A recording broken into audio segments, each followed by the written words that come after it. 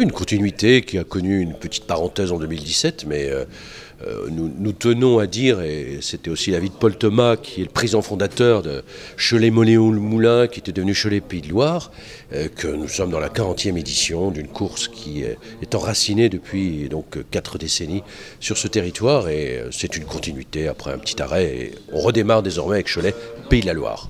Allez, sur le parcours, les coureurs iront jusqu'à Villers, en gros.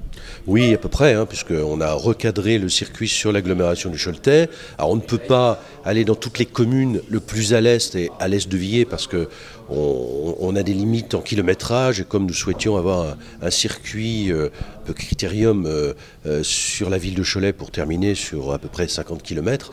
Donc on va jusqu'à Villers effectivement, le Voide, et puis après on rentre notamment par la fameuse côte du cimetière à Saint-Georges-des-Gardes et puis on termine par ce circuit de pratiquement 50 km au total, enfin 6 tours qui font à peu près 50 km sur Cholet même. Ce qui va favoriser le spectacle. Du coup, c'était, j'imagine, un des objectifs. Oui aussi parce qu'on s'apercevait que depuis qu'il n'y avait plus du tout de circuit dans Cholet, ce qui était le cas depuis quand même maintenant quelques années, on avait du public certes sur la ligne d'arrivée, mais on n'avait plus une fête dans Cholet qui permet aux habitants qui sont passionnés de cyclisme et de cette course de sortir de chez eux tout simplement puis de voir passer la course. Donc on va retrouver cet esprit avec ce circuit final. Sur l'organisation, on est sur une grosse machinerie là du coup. Oui, et je tiens à remercier bien évidemment Cholet Événements qui est à nos côtés, aux côtés de la collectivité, pour porter l'événement avec son président Jean-François Murzeau, avec son vice-président Jean-Michel Gentot qui est directeur de l'épreuve, et puis bien sûr une équipe de personnes compétentes. Je pense notamment aux 2 anciens présidents, Paul Thomas, Gérard Chénaud, à Philippe Albert qui était une cheville ouvrière de cette course pendant des années, et puis des spécialistes du vélo avec David Chauvière et Franck Bouillet, bien connu, qui est installé ici dans le Choletais et qui sont des conseillers importants pour nous pour l'organisation de cette course. 18 équipes sont annoncées, 15 sont validées à l'heure actuelle, à l'heure où nous enregistrons cette interview fin février, mi-février.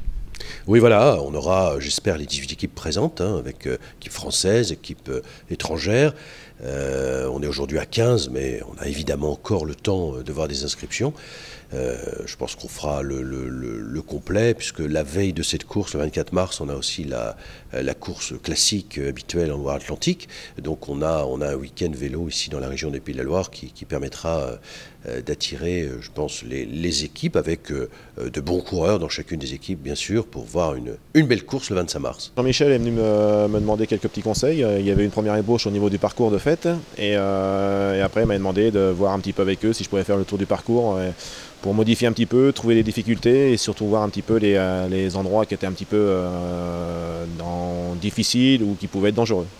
Alors justement, vous parlez de difficultés, quelles sont-elles ?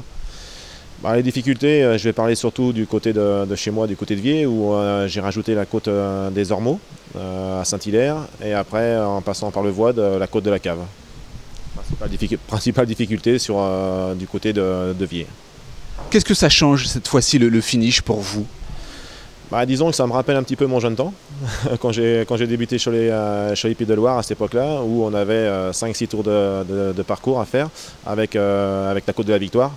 Je trouvais vraiment beaucoup plus intéressant que d'avoir un seul passage et avec un public beaucoup plus nombreux il y a une dizaine d'années que maintenant. Est-ce que ce tracé va favoriser les échappées où on peut s'attendre du coup finalement à un sprint ? C'est difficile à dire, on peut mettre le parcours le plus dur du monde, c'est les coureurs qui font la course. S'il y a de la course, ça sera difficile, s'il n'y a pas de course, voilà. Maintenant, c'est vrai que le circuit final, lui, il est quand même propice aux échappées. C'est le genre de circuit où il ne va pas faire bon traîner derrière et il faudra absolument faire la course devant.